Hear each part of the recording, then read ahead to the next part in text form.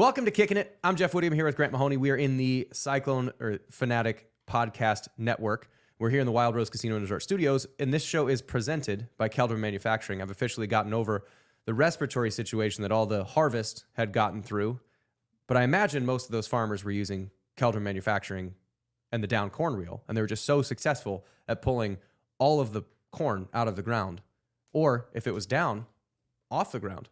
And they had the capacity to do that. So thank you to Keldrum Manufacturing. Grant, how's it going, buddy? Pretty good, man. We are talking about the second place Iowa State Cyclones. Hey, who had that on their bingo card? Hot seat. Oh my God. Hot seat. Once again, that dude. Yeah. Is there any way that, I don't know if it's possible, but to revoke the joy that a person can get from success of something, if you're that negative about it, like you don't deserve to be happy about it, you can't trash it. His fan card's been revoked. Yep. Sorry, guy. Take off your dumb Band-Aids in your jersey and get out of here. So Iowa State wins and they beat the shit out of Cincinnati 30-10. And 30-10, a 20-point victory, that is a pretty substantial victory.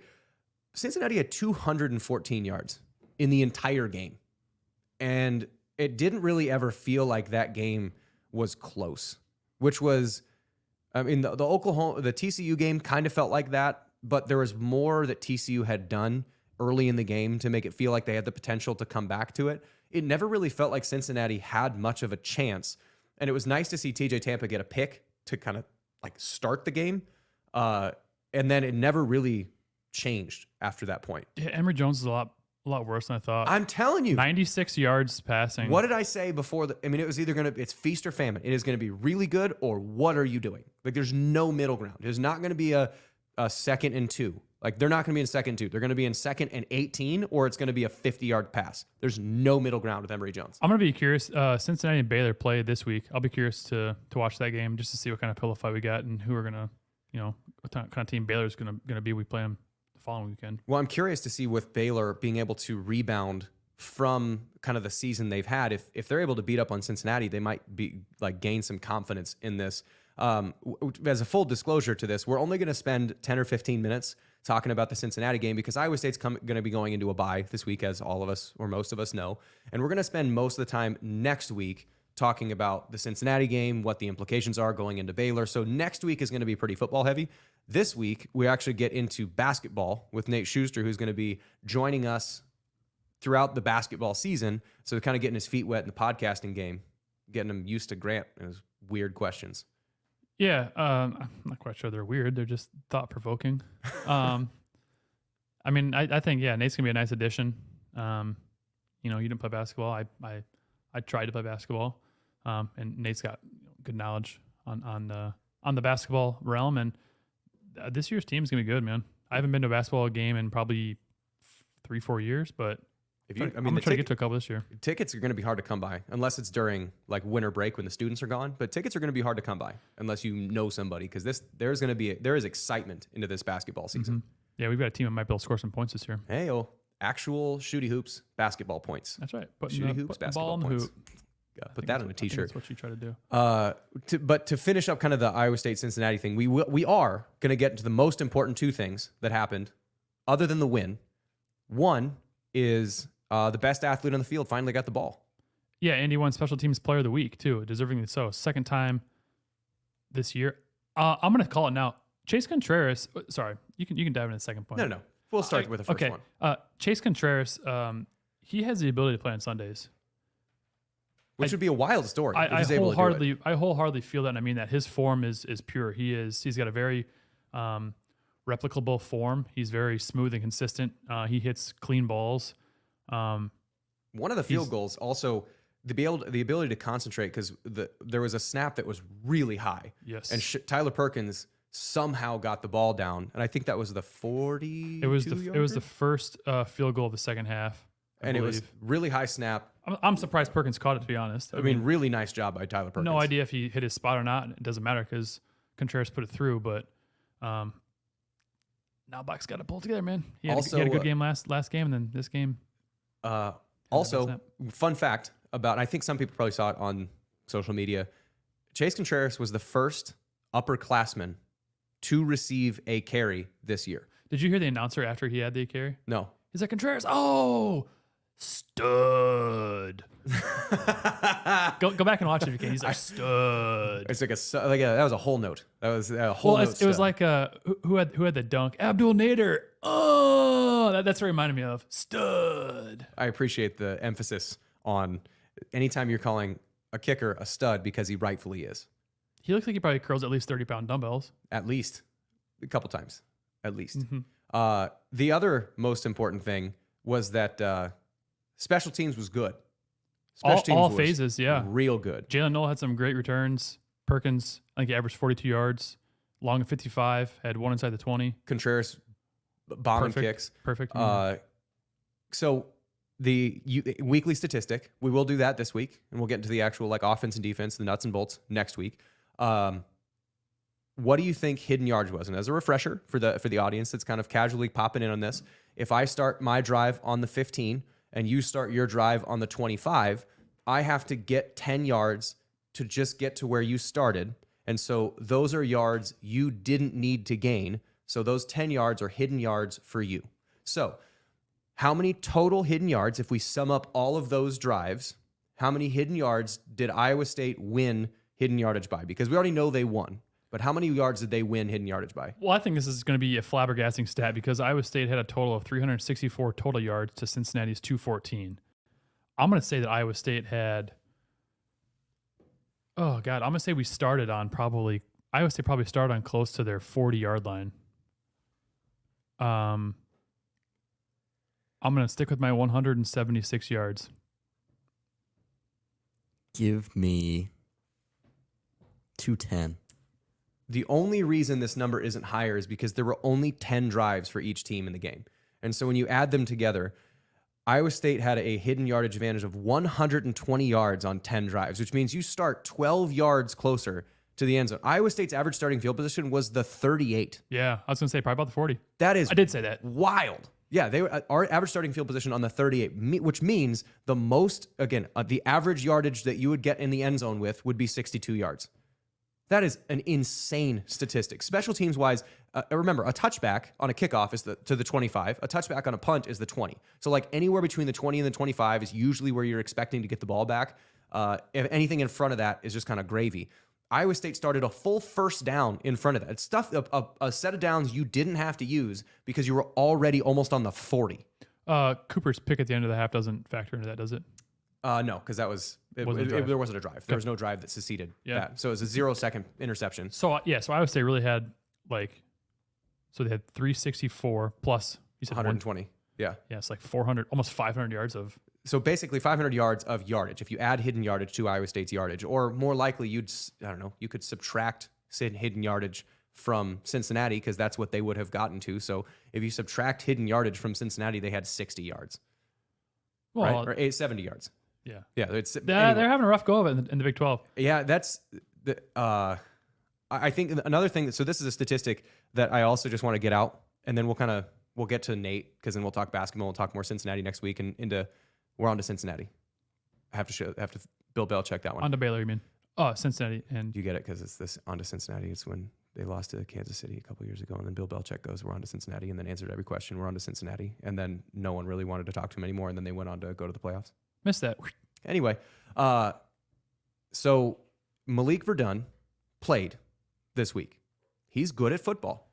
In games that Malik Verdun has played 50% of the snaps or more, which he got hurt in the second half of the Ohio game. So let's include UNI, Iowa, Ohio. Then he was out for Oklahoma State and played very sparingly in the Oklahoma game. Then came back for TCU and Cincinnati. So in 5 games, Malik Verdun has played. That is, he has played 50% of the snaps or more. Iowa State has allowed 6 offensive touchdowns in 5 games.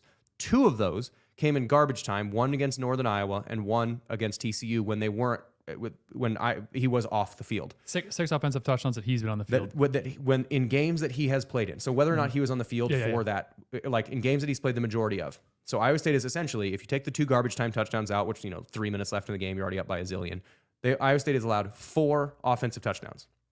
In the 2 games that he was out for the majority of the game, which would be Oklahoma State and Oklahoma, they allowed 8 offensive touchdowns in 2 games. They allowed 4 offensive touchdowns in 5 games with him on the field. So, yes, Oklahoma's offense is better than any other offense that we've seen this year. That's of course.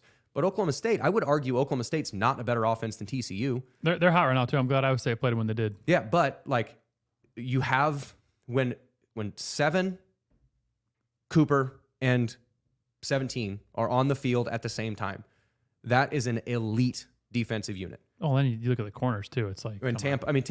Well, when Purchase he's a draft. When Purchase is able to play physical downhill, he's not great. I mean, relative to his standard, he is not great going backwards into like deep coverage, covering forever like TJ Tampa is. But if he's able to play physical and get into the receivers and play in the running game, stop the short yard of kind of the 10 to 12, 15 intermediate passing game, he's really good. If you have him one-on-one and you have a 6'5" wide receiver that's going to run down the field a zillion times, that's not exactly his strength.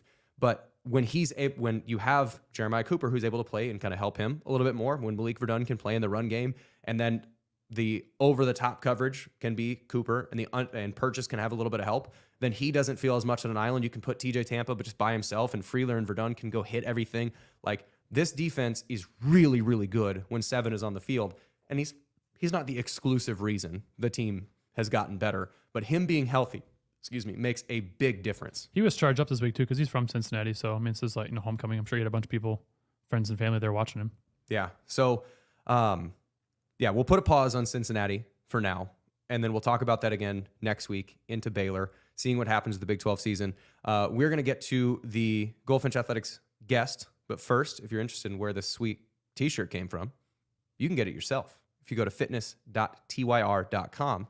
using code GOLD1 to sign up, you get 20% off everything in the store. Everything that Tier makes, you get shipped directly to your door. It takes about 2 weeks because it's custom stuff. It's a little bit less if it's not custom. You can get this sweet Goldfinch Sports Performance shirt, I think for $21, $18, I think. One of those two. So it's 20% off of everything. Fitness.tier.com using code GOLD1. Those of you who are not watching too, the shirt fits Jeff nice. It's hugging him in all the right places. So jealous. No, you used to see the shirt I have on underneath. Oh. It's hugging me nice too. Ew. No, I am jealous. That was like a nice shirt though. Thanks. Fitness.tier.com. Anyway, we're bringing on Nate Schuster, talking basketball for Iowa State. Now we welcome in an extremely special guest.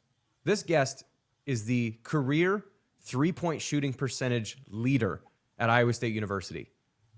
Minimum 1 shot attempt. We are here with... I don't think he ever missed. I never missed a shot. 1 for 1. It's Nate Schuster, who was a basketball player under the Prom staff, and he's going to be helping Empire. us. Has anyone ever called it that, the Proman Empire? I'm sure they have. Yeah. Well, I think Reagan made shirts that had the Roman Empire on it. Okay. Well, anyway, he's going to be helping us out a lot on basketball because I grew up wrestling, and I feel like I have a good fan's perspective on basketball, but not a lot of expert perspective. And Grant has a state championship ring. Yeah. Dominated. I was a JV All-Star. Self-proclaimed nickname Machine Gun Mahoney because never saw a shot I didn't like. Just let it fly, baby. Let it fly. Whereas Nate actually has basketball chops. So welcome to the show, Nate. What brought you into wanting to talk on podcasts about sports? Because sometimes it's a good gig, sometimes it's not a good gig. So what brings you on? Nothing wrong with chopping up. Also happy to be here. But yeah, nothing wrong with educating the masses on how mediocre I was at the game of basketball in college. So you were kind of your skill set for those that don't remember, which if you don't remember, shame on you. What position did you play, and kind of what was your role on the team? Because I started as a walk-on, and my role on the team in 2009 when I played was I was a scout team running back, and whenever they had a big running back, they would put me in that jersey number, and that was my job. And we ended up going to a bowl game that year, and I'm damn proud of that season. So what was your role on the team? So like position-wise, and then what was your role, and who were you kind of playing with? Like what years were you there? So role, pretty similar to you, like scout team was primarily what I was doing.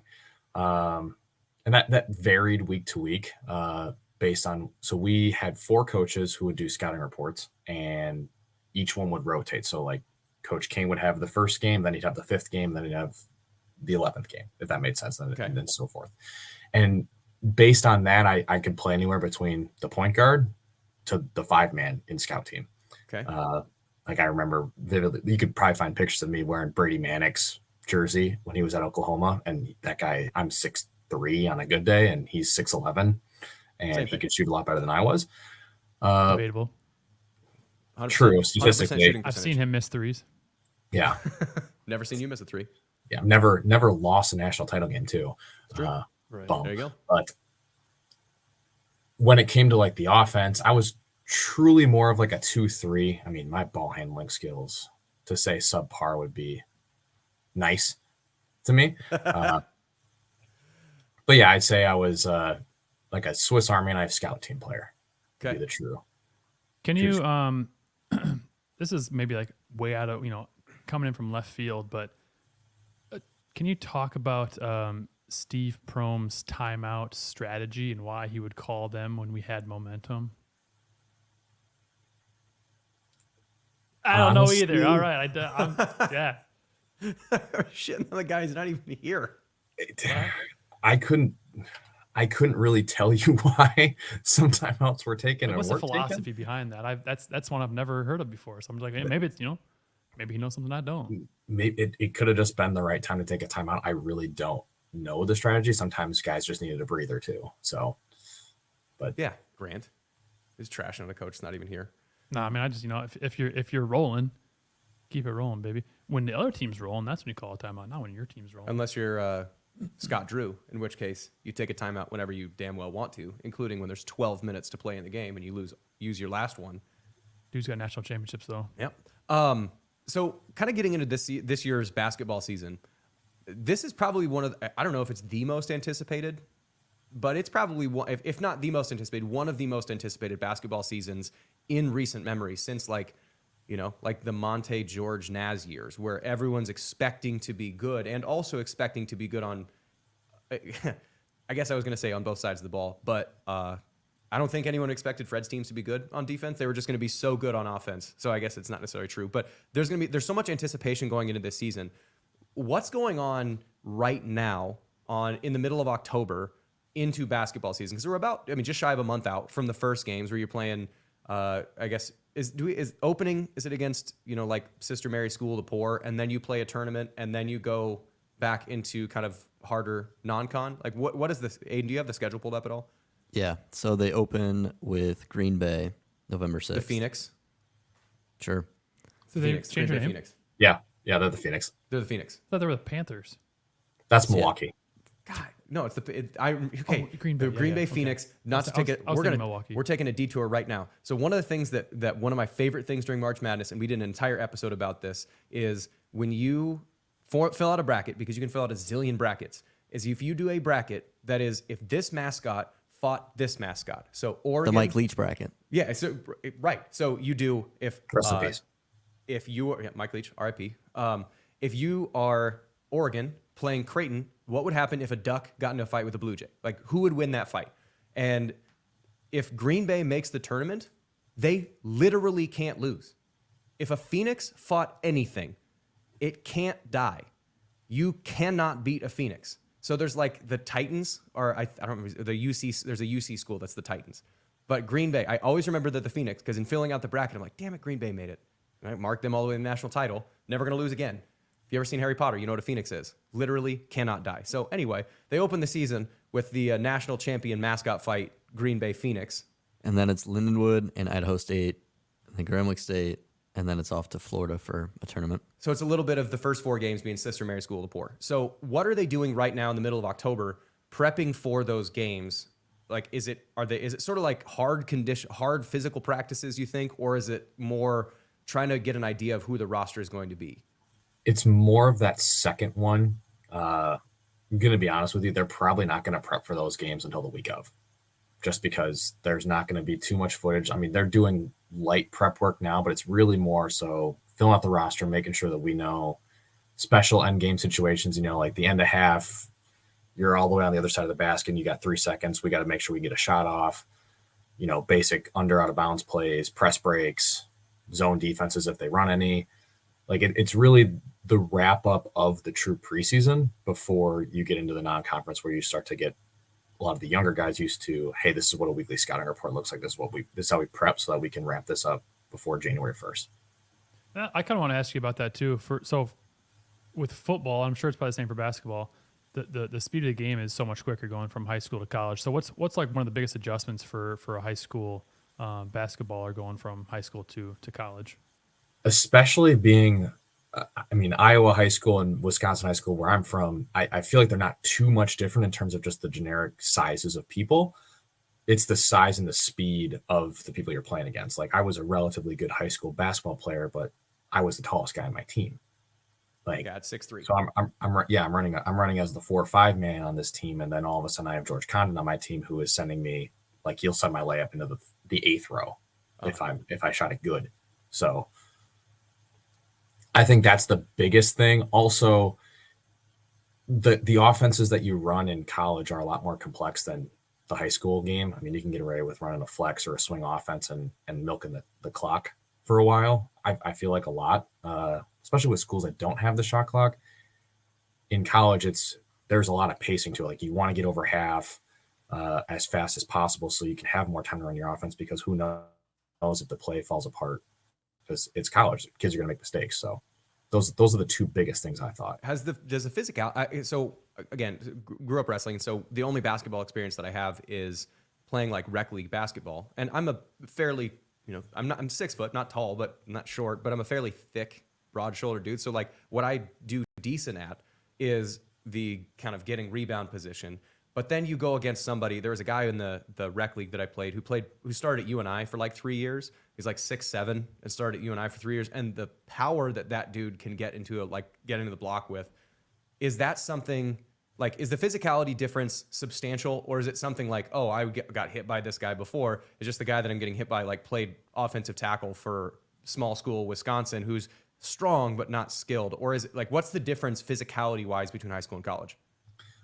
Well, the weight goes up, but I feel like, for me at least, everyone's on the relatively the same weight program. So the physicality, it looks heavier, but it's almost the same.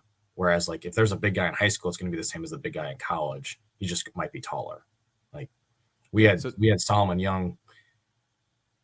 The best defense against him was probably sending a double team from the backside, rather than just having someone go one-on-one, because he's just that strong, if that makes sense. Yeah. And the reason I was asking a lot of like the strength thing.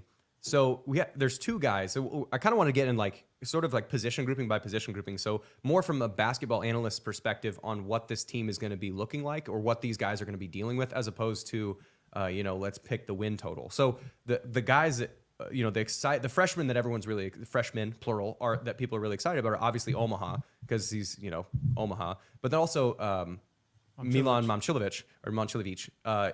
Those 2 guys, they are true freshmen coming to play and are expected to play a lot of minutes.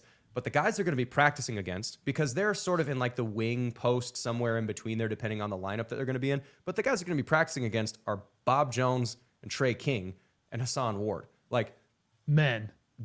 Dudes, absolute weight room dudes. What do you think the benefit of practicing against, for those younger guys, to practice against guys like Jones, Ward, Trey King? Like, what is that going to be like for the freshmen? And I would say JT Rock. Yeah, benefit for JT Rock, who's for sure going to redshirt. I mean, Yes.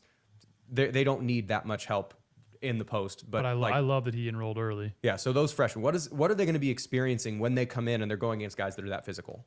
So there's a saying, and Coach Steve said this back in the day, Coach Prom, he was saying that if you're the best player in the gym, you're in the wrong gym. So just inherently by being in the gym with those guys, they're going to get better. They're going to understand the physicality of the game, because the Big 12 is not the Big 10 in terms of physicality, but it's a better conference because they actually play basketball. It's a shot, by the way. Oh, 100%. It's a fist fight, but it's not basketball. It's a fist fight. Yeah, it's Rozier Bull and I joked that it was organized wrestling once upon a time back in the day. Especially when you go to Morgantown.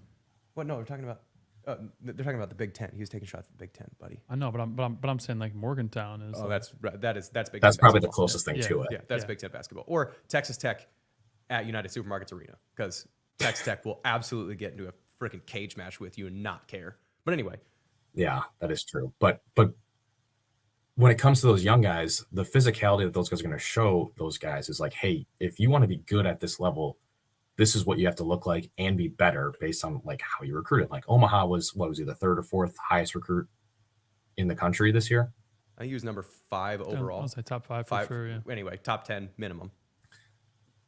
So this is pretty much saying like, hey, if you want to be successful at this level and beyond, you need to match the physicality of X, Y, Z, Hassan Ward, Trey King, and Bob Jones. So I think that's key for them. But from the videos I've been seeing from the social media, it looks like they've been doing that pretty well. Especially the thing that impressed me the most about those guys is they're being able to get their shot off from the perimeter, because the jump from the high school line to the FIBA line now is significant, especially being a high school guy. FIBA line is, so is it 21 foot something? Is that, where's the 3-point shot at? It's like, honestly, it feels like it's about 6 inches less than the NBA 3. So okay. Isn't NBA 24? Aiden, efforting. So FIBA is 22.15 feet. And that's what college is now? So 22.2. Okay. So you have 22.2. Yeah, I guess if you can shoot it, if you're 6'8" or 6'9", like those guys are, and you can shoot it from 22 feet out, the versatility that provides the offense, I think that, to me, that feels not just the offense. Then you go on defense and you've got, and you can still play big guys against a big lineup and still shoot on the other side. I think that's the reason why why I think people are the most excited. It feels like the wings. So if we're talking about the wings, there's Milan, there's Omaha, but then there's also, I feel like the guy that's not getting talked about enough is Dearion Watson, because Aiden and I were kind of talking before we recorded. Dearion Watson might end up being the Gabe Kalsher of this year, where whoever your primary shooter is, you have a guy who's 6'7" and has the athleticism that Dearion Watson has. Like, he might only get average 6 or 7 points a game, but he's going to be, it feels like he's going to find his way onto the court because he does every little thing right. Like, what do you see out of Dearion Watson, or what do you want to see out of Dearion Watson from last year to this year to make sure that he gets to be that guy that is, this really tight rotation of wings to actually get some playing time? So it's funny you guys mentioned this, because I actually wanted to say this on the show today. He's actually the guy I'm looking most forward to watching this year out of the entire roster. Like, not Omaha, not Milan, not any of my Wisconsin guys. It's Dearion Watson. And if he's making the jump that we all want him to make, it's really going to come down to the defensive side of the court, because we want him to play more so he can showcase the offensive side. So it's really going to come down to, can you guard the guy, be in the right rotations in a man-to-man defense, and then show up, because he's a crazy good athlete. As long as he can stay on the court, stay out of foul trouble, and play good defense, I think we'll see a nice little jump out of him this year. Yeah, I mean, he's always kind of, I don't want to say it, not the forgotten guy, but he's never in the spotlight, but he's always, just doing the right things, getting those. Yeah, 18 minutes a game. Yeah, but 4 just rebounds, stat stuffer. 5 points, 2 block, or like a block, 2 steals. Yeah, but he just never, he never messes up. He's just doing the right things and doing the dirty things that, other guys may not want to do. What do you think the advantage, so there's one other guy wings wise, what do you think the advantage of having 3 freshmen at that position is, and what do you think the biggest challenge is? Because the other guy that kind of falls in that wing sort of 3-4-ish is Caden Fish. What do you think the advantage of having 3 young guys is, and what do you think the disadvantage of having those 3 young guys is? The advantage from a coaching perspective, in my opinion, is you have options. The disadvantage is there's probably going to be a couple guys that separate from the pack, and that might lead to issues come recruiting season after the year, just because guys might become, Pissed off they're not playing. or you're getting 2 to 5 minutes a game. You're going to be like, I don't know if that's going to be a quack, but oh yeah, that'll absolutely be a quack. But I from a perspective of the coach, like, it gives you options. Like, if one guy is having a good week of practice, maybe you roll with that guy. A couple guys are showing like, hey, these guys are proving that we can make the big plays, be in the right spots in game time, because ultimately it doesn't matter who plays as long as you're winning. So, and you know what? This team has been so good at defense since TJ has taken over. It's obviously been their calling card. But I am sick and tired of seeing 40-point games. Let's talk about these transfers, man. They brought in some guys that can just, doing their best Nate Schuster impression out there, shoot the lights out of the 3 ball. Let's talk about the transfers, though. We got Jiggy Kurt, we got Pavletsky, And we got the guy from UNLV, Keyshawn Gilbert. Keyshawn Gilbert. Yep. What do you know about them? From what I saw when they went down to the Atlantis preseason tournament stuff, I guess like the foreign tour is probably the real term for it, but big fan of Keyshawn Jones. Liking the fact that, he Curtis Jones? will Keyshawn Gilbert. Keyshawn Gilbert. Yeah. Curtis Jones. Sorry. Curtis Jones. Okay. I call him Jiggy You Kurt. guys I think might that's fire me that's after I one. think Yeah, that's his social media handle. Anyway, but yeah, continue. I'm gonna call him the Buffalo transfer because I'm gonna mess this up now.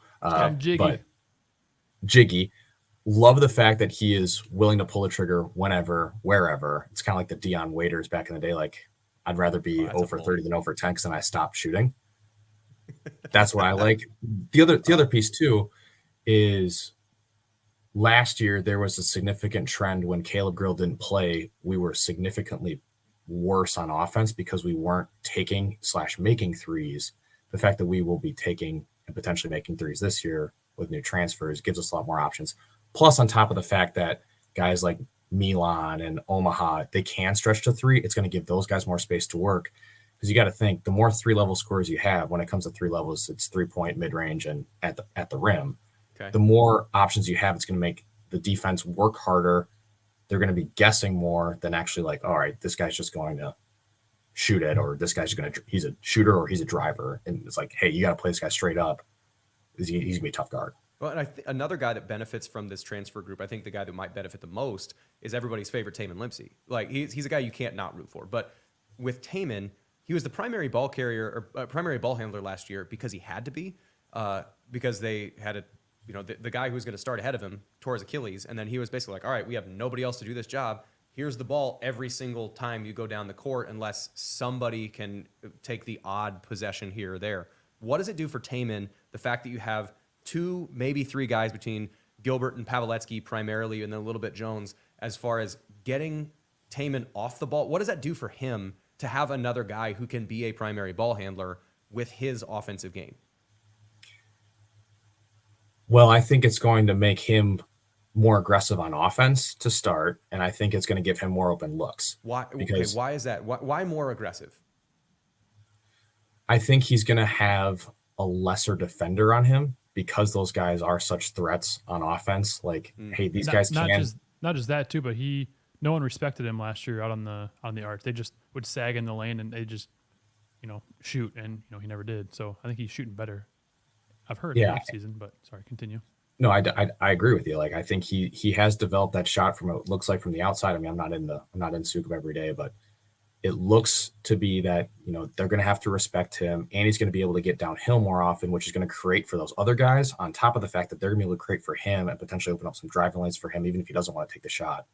So overall, I like how the roster is constructed.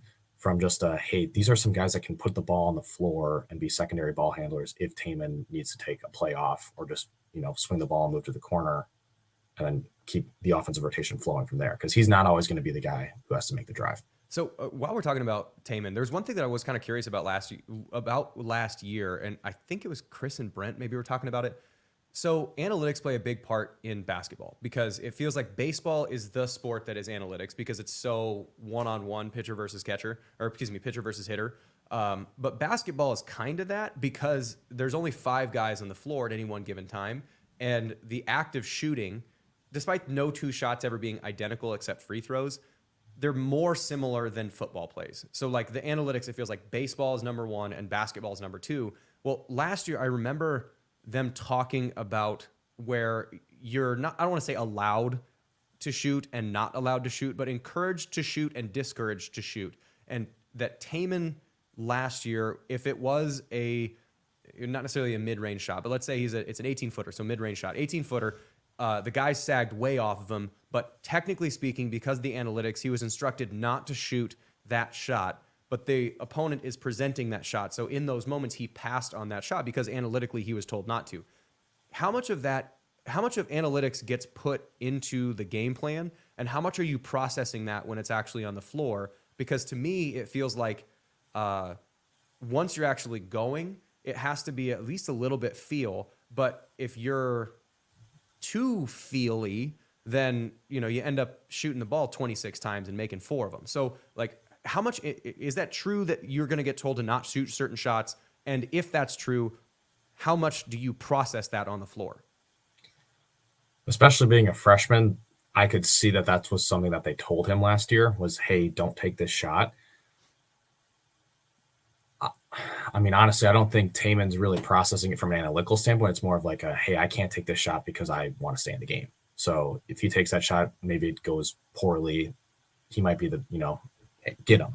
So is that really how rotations go at times? Like if you take a bad shot, I mean, I would imagine there's longer leashes for certain guys. Like if, a George Niang takes a bad shot, you're not going to yank him for taking one bad shot. But is that like really rotations are like, he took a stupid shot, go get him. Like, is that really how rotations go?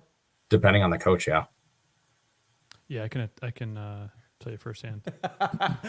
Machine Gun Mahoney, pulling up from wherever, man. Damn it, Mahoney. That's Coach, I was open. The 46-footer's not the shot we need to take. I was open. Okay, so if so many of Taman's shots last year, if I could just into his shoes, I'd let them fly. Would I have made them? What. Probably not, but wasn't a shot I saw I didn't like. Confidently, man. Let her rip, baby. Confidently let her fly. So with going into this year then, knowing that there are analytics that he probably did get the red light for, do you think that there is going to be a certain amount of that of still, hey, because it's a different reason to not shoot this year, to quote, not shoot. Because last year it's like, hey, don't shoot because you're a freshman point guard and here's what we think your skill set is and here's where you fit in the offense. Versus this, it's like, we got 4 other dudes on the floor that are going to be great shooters. So if the odds of making a shot on a points per possession thing, if the odds of making an 18-footer or the points per possession on this are 1.2, but a corner 3, the points per possession is like 1.9, we'll pass up that 18-foot jumper because there's a potential that we get on the corner. Do you think that he's still going to have, I don't want to say he or anyone on the offense is going to have like a damper on it, or do you think they're going to let this offense cook a little bit more because they have more talented shooters?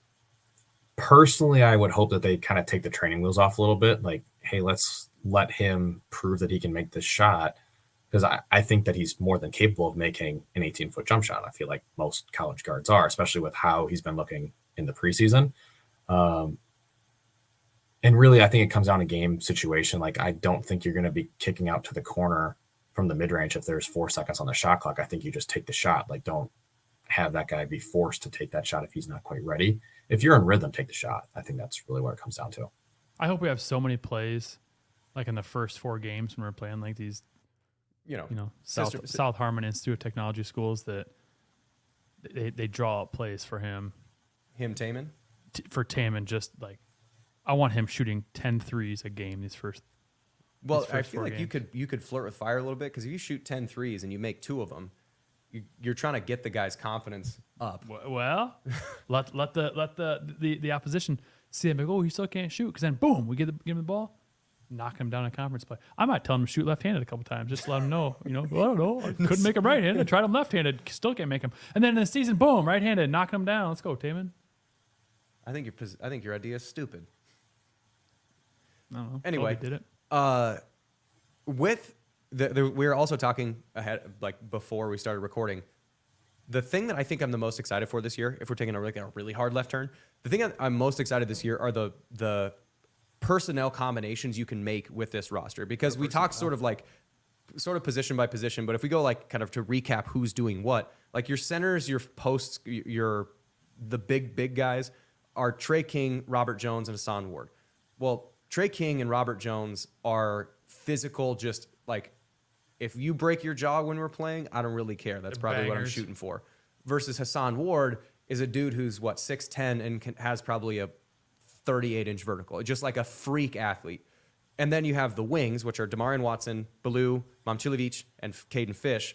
Guards, then Keyshawn Gilbert, Pavletsky, Kurt Jones, Taman Lipsey, Jelani Hamilton. And then you have guys that probably won't play a ton, which are going to be JT Rock, Cade Kilderman, and Conrad Hawley. But like the personnel combinations, the one that I'm the most excited to see is getting Omaha and Hassan Ward on the floor at the same time. What are the stuff that describe a little bit of the stuff that you can do with two guys that are that athletic, that are that big for like to tantalize the potential viewing audience here? We're on a 3-2 zone. Well, the thing that comes to mind is press, because those guys can fly around and they're that big. They're going to be like, 6'10", 6'11" safeties that you steal that, you're already on a break. It's going to be a man advantage. You're going to get some lob dunks out of this. Oh, yeah. Lob dunks, baby. Can you imagine, for a second, can we just imagine, let's say it's like, I don't know, TCU playing at Hilton. I don't know if we TCU at Hilton. And it's like. Play KU at Hilton. KU at Hilton. Iowa State comes back from being down 4, and like they're down 1, and you get a fast break where Omaha just dunks one with his forehead. Like just the noise that Hilton Coliseum is the noise that Coliseum is going to be nuts. So anyway, sorry. He dunked it with his forehead. John Walters. Yeah, he's going to just start with his elbow in the room. Yeah. But okay, anyway, continue. No, I think that's the big thing, is you get to be so much more versatile, because you have to also think too that the defense on the other team has to likely either go speed or small, because you can't have a guy like I know Eddie Lampkin's out of the conference now, but a guy like Eddie Lampkin probably can't be on the court with those two guys, because you're going to just run into circles. Yeah. On top of the fact that you could run a continuous motion offense, which is ultimately positionless. Like you could really that horns that we were talking about before the show with that. Sorry, I'm blanking right now, but where you have the two guys on the elbows, Taman Lipsey's coming off either direction. One of them's going to pop, and the other one's going to get a lob pass. And if anybody helps, it's going to be a corner 3 for the rest of the team. That's probably the most exciting thing about that lineup combination, is the fact that if there is any help, we will be very good from the 3-point line. We'll get open looks. Is there any kind of personnel buffer there? Yeah, you're a little bit. Is there any personnel combinations that you were excited to see, like going into this season? Who are you excited to see on the floor together at the same time? Keyshawn Gilbert, Curtis Jones, Taman Lipsey, Omaha Ballou, and a Milan Momcilovic lineup would be the best lineup in my opinion. Oh boy, that's a lot of points. That is a substantial amount of points. Who will be who is like, okay, I would say it's down 2. 8 seconds left. Who's getting the shot? Game situation notwithstanding. Because the hot hand, yes. But game situation notwithstanding. Probably Gilbert. Okay. That's what I would think. Not Jiggy, huh?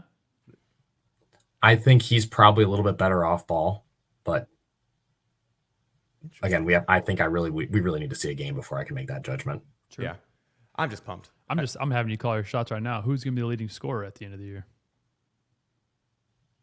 I'm also going to say Keyshawn Gilbert. Oh, you're going against Jiggy, man. Kurt Jones. Who, if you had to take any of the guys in the roster, who is on the All Big 12 team, and which team do they fall onto? Man, the conference is so loaded this year. Cyclones? And there's 7,000 teams in the conference now, and Houston gets added to the conference. So anyway, Next year we're getting even more. who is on the all conference teams, and what team are they on? Before seeing anyone shoot a shot. We're going to go back to this in March and rehash it. I think Taman Lipsey will be on an All Big 12 team. I think Keyshawn Gilbert will also be on an All Big 12 team. I really think this team will get a first round bye in the Big 12 tournament. I think they're potentially that good, especially with how big the conference is now. Keyshawn Gilbert will be. I'm gonna take him as a second team guy. I'll put Taman Lipsey on the third team, and then You got a Trey King? I mean, how many guys are on the All Big 12 teams? Is it 5 or 6 per team? I think it's 5 per team. I think. Okay, so top 15 players. We kind of have to assume that guys like Dickinson are going to be on it regardless of health and status. By Omaha. I think he could be a second. If he has the year that he's capable of, I think he's a first team guy. That's a freak athlete with as loaded as the conference is. Yeah, I mean, I think those are the three. I think guys like Jiggy are going to be like honorable mention guys. I think Jackson Pav will be an honorable mention guy. Ooh, that's my guy. I know, represent Wisconsin. I think both Milan and Omaha will be first team all freshmen, but I think that's kind of will be how it goes. I feel like Kansas does get an unfair shake. Like it doesn't matter how good they are, they'll get a bunch of first team guys for no. Well, is it Damian Harris? Yeah, Is it Harris? Is that his last name? Damian? Is it Oh, Damian DeJuan. Harris? DeJuan Harris. I mean, he might be the best player in the conference. Like he's been at Kansas for like 13 years, but He's one of the best point guards in the country. Yeah, like he just doesn't make a mistake. Like that's the thing that is so freaking annoying about I think playing Taman held his Kansas. own against him, though. He did. But like they're the same player. Just DeJuan Harris is just 7 years older. He's just been playing since 2006. But He's going to be on his own health insurance in a minute here. he's getting kicked off his parents' cell phone plan already. No, I guess, is there anything else that we didn't talk about the basketball season that you are either excited for or curious about?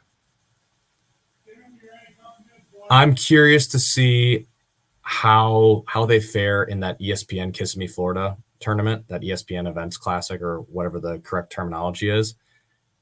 I think their floor in the non-conference this year is probably 9 to 10 wins. I want to see, if we can wrap up non-con 12-1, that'd be pretty sweet. That's what I'm most excited for, because I think the conference is going to be a bloodbath this year. Probably looking at a 11-7. Dude, if you finish 11-7 in this Big 12, you are doing good for yourself. I think the winning, because there's 18 games, yes? They're playing 18 this season.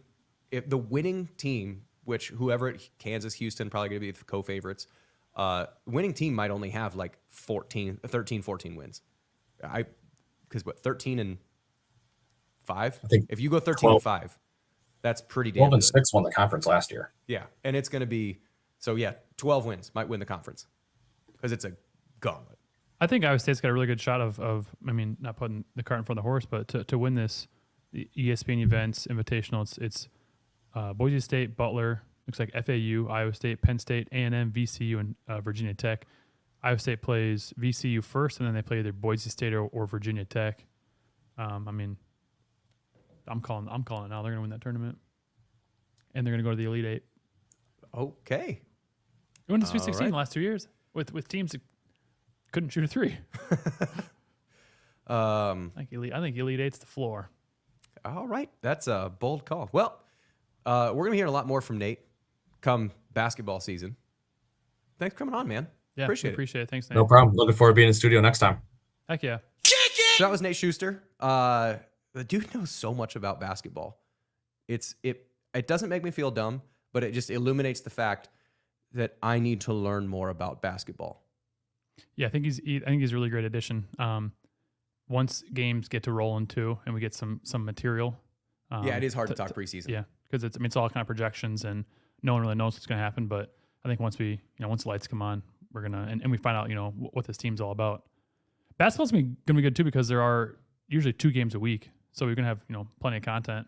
Yeah, to talk about. And he was recording. He's a kid from Milwaukee, and he's from Milwaukee, and so he's back in Milwaukee just this week. But he lives in West Des Moines, so he's going to be able to be in studio with us. Which in studio vibe, much easier to do than a remote vibe. But I think there's going to be some. I feel like the shenanigans level. He's a little bit nervous. I'm going to try and see if we can get him to swear every single week. Okay. Yeah, I'm not sure. I mean, I know I'm not everyone's cup of tea. Not everyone can handle me, so we'll see how he handles me. All right. Well, thanks everybody for joining in. Thanks for all the loyal listeners. If you are still listening, and remember, adopt, don't shop.